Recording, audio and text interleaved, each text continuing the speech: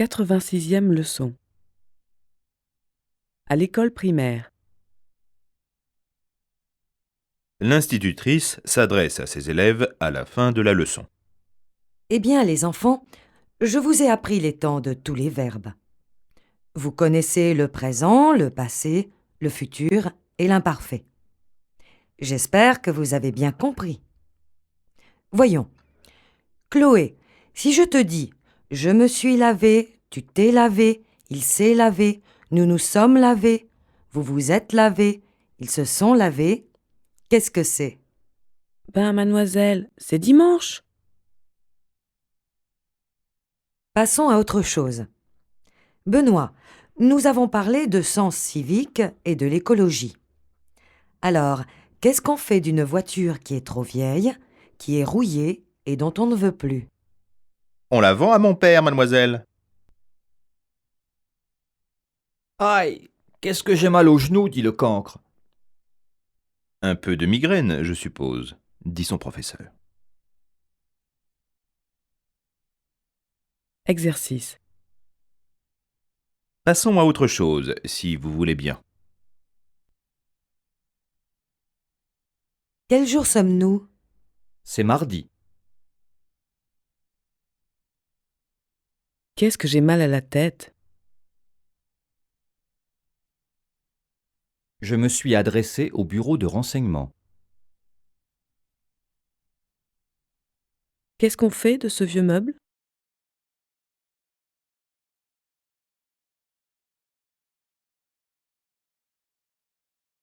« 87e leçon. Faites attention à faire.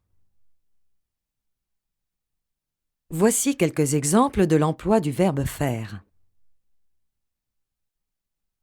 Il fait bon ici. Il ne fait ni trop chaud, ni trop froid. Je crois que je vais faire une petite sieste. Excusez-moi de vous faire attendre. Si je rentre trop tard, mes enfants vont faire des histoires. Ne fais pas l'idiot. Tu m'as fait peur avec tes bêtises. Le fromage n'était pas assez fait. En revanche, le poisson l'était trop. J'ai fait une gaffe monumentale. Je croyais que c'était sa femme. Ce tableau faisait 2000 au marché.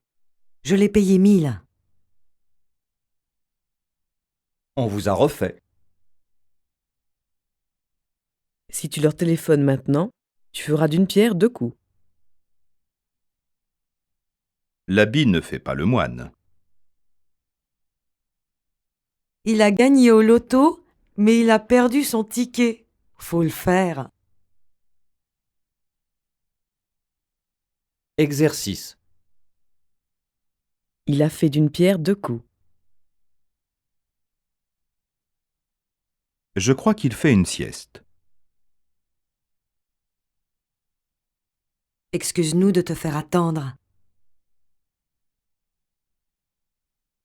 Quelle gaffe. Tu ne fais que des bêtises. Combien fait ce tableau?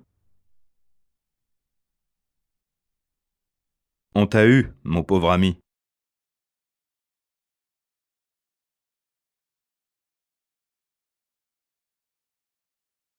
« 88e leçon.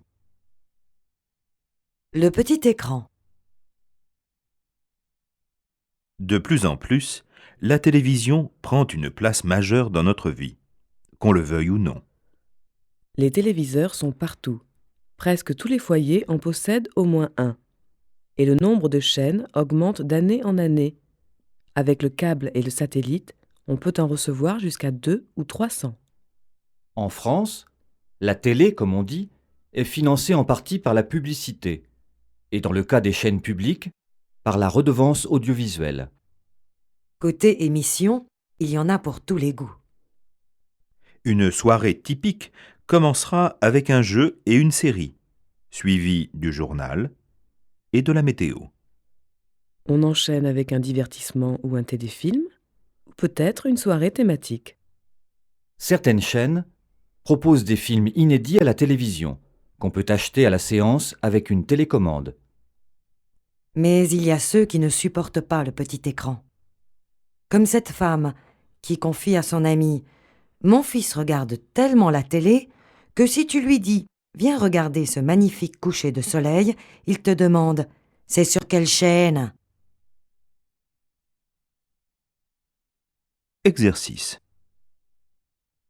Inutile de discuter. Il viendra qu'on le veuille ou non.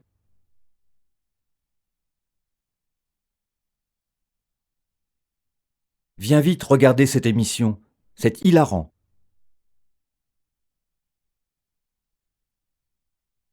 Je veux regarder la météo. C'est sur quelle chaîne ?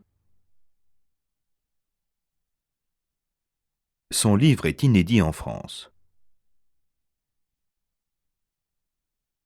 Je ne supporte pas la télé.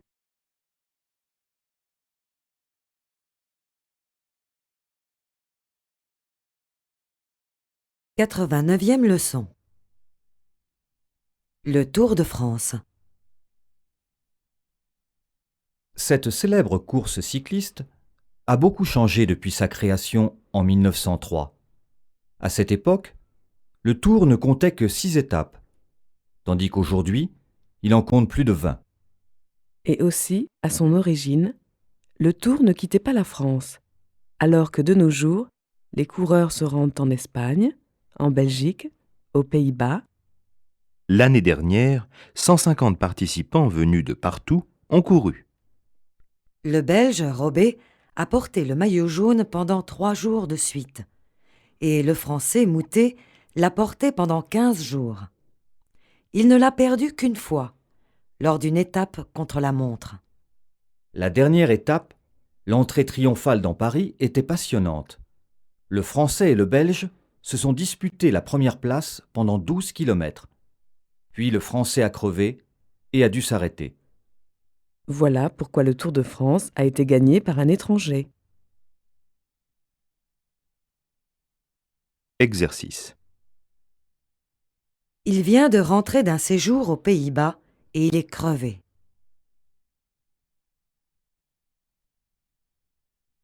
Ils ont dû vendre leur voiture. Il a porté le maillot jaune pendant 15 jours de suite.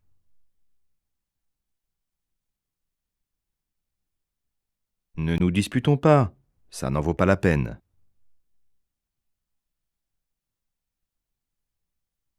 Lors d'un séjour en Europe, il s'est rendu 2 fois en Espagne.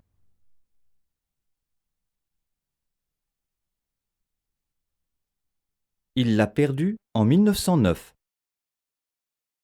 90e leçon. Avez-vous bien lu ?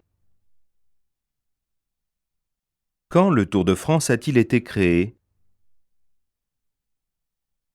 Combien y avait-il d'étapes à l'origine ?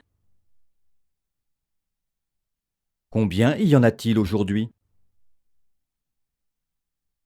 Dans quel pays les coureurs se rendent-ils ? Pendant combien de temps le Français a-t-il porté le maillot jaune? Quand l'a-t-il perdu ? Comment s'appelait-il ?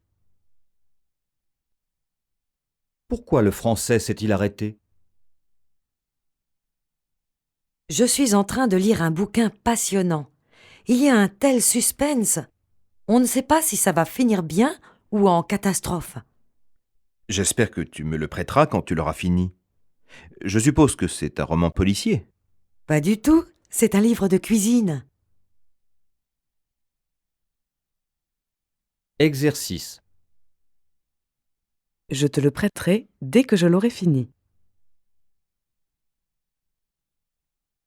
L'année dernière, il y avait 3 employés. Aujourd'hui, il y en a 20.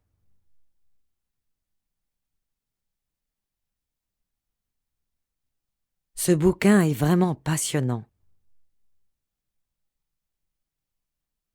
Qu'est-ce que tu es en train de lire là ? Comment s'appelait ton ami allemand ?